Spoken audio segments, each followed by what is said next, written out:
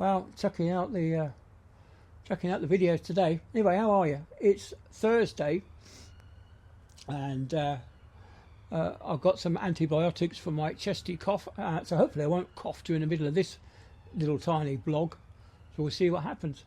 Like I say, I don't know if you saw the little thing I did saying vertical or horizontal. I don't know which ones you prefer. I know which ones I prefer. I cannot abide these vertical videos because you're limited to that view. The thing is happening over here, or an airplane might fly across that way, and all you see is a little tiny bit there, and the rest of the screen is this side of the screens is all blank. What is with people? I don't know. I just don't get it. You know, I know I'm sensible enough to turn the screen that way, but yeah. Anyway, yes, the car went in for its service. It's 1 year service, and I just happened to, while I was waiting for it to be serviced, I just happened to look at the sales blurb about the Tucson that they had in the showroom, and it said how much the first year's road tax was going to be. Well, I didn't pay that because it was included in the price. And then they come up with the second year road tax, and it said 195, and I'm thinking, that's not what I pay. Looks at the price, yeah, about the same price. No, so anyway, I went back home. I used ChatGPT. That kind of stuff is brilliant. But videos that people put out with the ChatGPT, I'm not a big fan of that. Anyway, digressing as I was, I used ChatGPT and I asked them what the road tax would be for my particular car after the first year was up, the second year's worth of road tax. And they said £620, and then it dawned on me. I read through the rest of the blurb that ChatGPT came up with, and it says yes, the second year's road tax is 195, and on top of that you have to pay a £425 luxury car tax. Now, my car is not a luxury car. I tell you, it's not a Mercedes. High end. It's not a Ferrari or a Lamborghini. This is a simple SUV hatchback, you know, and it shouldn't be classed as a and it was a hybrid. You would have thought, because I didn't want to be affected too much by this woke government's agenda on climate change. I thought, well, I might be safe with a hybrid, self-charging hybrid. But no, they class it as a luxury car, so I'm not happy about that. Anyway, it says you pay that for the first 5 years of the car's life, so it's another 4 years worth of paying an extra £425 to the government. What for? I don't know. I'm saving the planet. I'm doing a good thing. Yeah, not that I believe the scam, but yeah. So that ain't bad. Anyway. The car's serviced. It's had its oil changed. It had the oil filter done. They charged me £2.50 for some washer liquid, a litre's worth, which is probably fair because I did have that long drive down south where I was constantly having to wash the windscreen, simply because it wasn't raining too hard, but the roads were wet, and of course they chuck up a bit of spray and it all goes over the windscreen and it's all nasty. Anyway. So yeah, that was fair. £2.49 for a litre's worth of screen wash, and £110 worth of labour involved. Yeah, so okay, £120 worth of services, I suppose. They did a complimentary health check as well, which is good. I could have done that. I normally do that anyway. But yeah, they said the wear of the brake pads are very, very low. The brake discs are very low. The tyres are still in their good condition. Well, I wouldn't really expect it to be any otherwise, really, because I've only just done 6,000 miles on it. Well, the time they did the service, it was 6,005 miles, I believe it was. So, yeah. Anyway, they washed it for me and gave it back to me, and so I'm quite happy. Not happy that I had to pay £230 for a service just to keep the warranty going, but that's one of the downsides to it, I suppose. So that's there. You're getting on for with the road tax 620, there's the car servicing at £230. You're getting on for 850. So yeah, it's not cheap, is it, to run a car these days? I'd hate to get an electric car, mind you. If I did have an electric car, even at the 3p a mile charge that they're going to say, I'd only pay £180 a year to run my car, which is good for me because when you don't run your car, you're not paying road tax. But when you are out and about, you're burning up miles. You pay for it. This is the one thing that I've been campaigning for decades. When what was his name?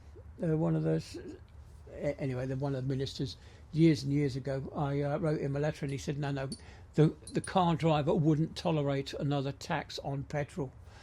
Well, I think they would if it was cheaper, because at the moment car drivers are paying a tax for their car to sit in the driveway when it's not on the road.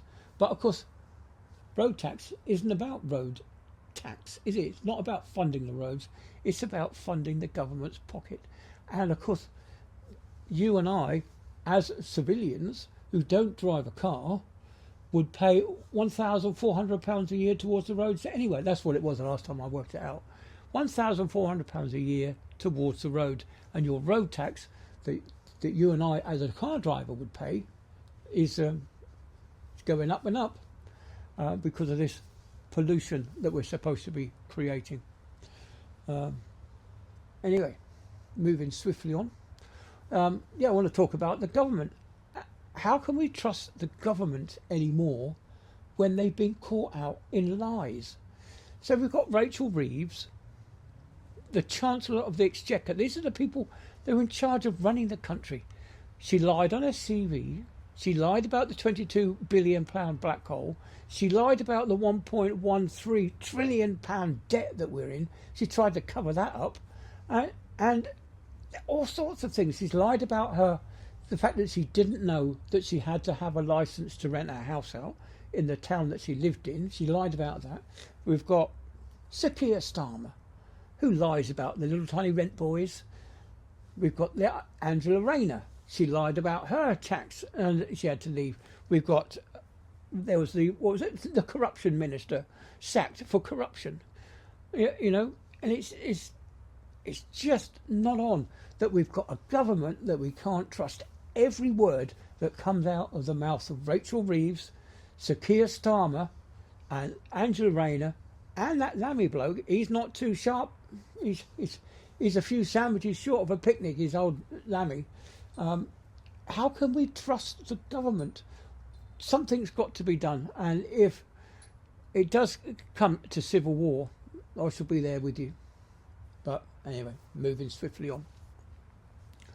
And what else has been happening? Oh yeah, did you hear that story about the guy that went to America for his 50th birthday, and he photographed himself with a shotgun? Yeah. The police came and arrested him when he got back home because he posted a picture of himself in America holding a legal firearm. It's legal in this country to hold a firearm, a shotgun in particular. Anyway, the police turned up at his doorstep and arrested him because somebody might have been offended by the fact that he was a British citizen holding a rifle from a photograph that he took in America when he went on his 50th birthday. It took him 13 weeks to clear his name. That's 13 weeks of probably legal bills, solicitors' bills, you name it, grief, headaches, heart attack, probably, I don't know. And the police get away with it. The police can charge you with no evidence whatsoever. And then it takes you a fortune to clear your name, even though you've done nothing wrong, you've done nothing illegal. 13 weeks of harassment. I think that guy should sue the police, sue the pants off him, and of course me and you, taxpayer, end up paying the bill. Yeah, it's not funny, is it? Anyway, I've rabbited on too far now. It's gone over 10 minutes. Like I say, I should really put this in at the beginning. Is if I go over the 8 minutes, I won't put in the adverts. So anyway, I won't put them in. So what else has been happening? Oh, I think Sarah's coming back a bit early today. No, it's not. It's coming back at 2 o'clock still, and then we're going out. Father's been on a heart monitor. We've got to take the heart monitor back today, and Sarah said that we might as well go off to a garden centre elsewhere. I don't think it will be as nice as the garden centre that we went in the other day. Maybe they got reindeer. I think they might have had reindeer, this one. I'm not sure. Anyway, I'll find out when we get there. But yeah, looking at the mandarin ducks the other day, they were absolutely lovely.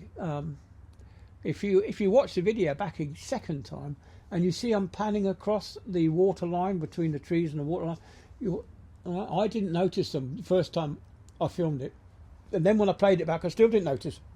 It was the third time that I played it back. It's that I can see the mandarin ducks hiding in the undergrowth. Now, surprising really, being bright ginger that they were, that they showed that they were so camouflaged.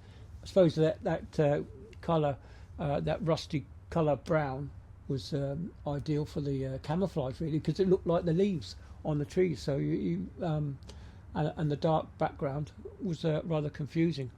But yeah, they were there. There was five mandarin ducks. It was very nice. I did enjoy that.